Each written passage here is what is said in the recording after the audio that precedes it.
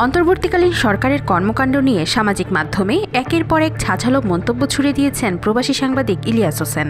এবার তিনি সরাসরি ডক্টর মোহাম্মদ ইউনূসের নেতৃত্বাধীন সরকারের প্রতি আঙুল তুলেছেন চোর বাটপারদের আশ্রয় দেওয়ার অভিযোগে। একটি পোস্টে ইলিয়াস লেখেন, এদেশে এত একচেটিয়া জনসমর্থন আর ভালোবাসা ডক্টর ইউনূসের আগে আর কেউ পায়নি, কিন্তু ইউনূস সুযোগটাকে কাজে না লাগিয়ে চোর বাটপারদের লুটপাটের সুযোগ করে দিল এবং নিজেও।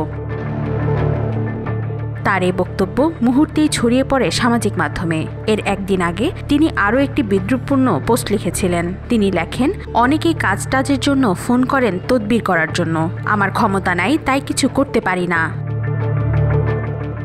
তিনি আরও বলেন, তবে ফ্রিতে সবাইকে একটা পরামর্শ দেই, কোম্পানির নামের আগে গ্রামীণ লাগায় দেন, কাজ পেয়ে যাবেন। যেমন গ্রামীণ ব্যাংক, গ্রামীণ বিশ্ববিদ্যালয়, গ্রামীণ হাসপাতাল, গ্রামীণ সমবায় ব্যাংক ইত্যাদি। শুনেছি গ্রামীণ নামের প্রতিষ্ঠানগুলো ধুমায় কাজ পাচ্ছে, লুটপাট করে খাচ্ছে শালা চোরের বাচ্চারা। সোশ্যাল মিডিয়া এখন ইলিয়াসের এই পোস্টগুলো ঘিরে চলছে তুমুল আলোচনা। ওয়াহিদা পারভীন ঈশিতা, আজকাল।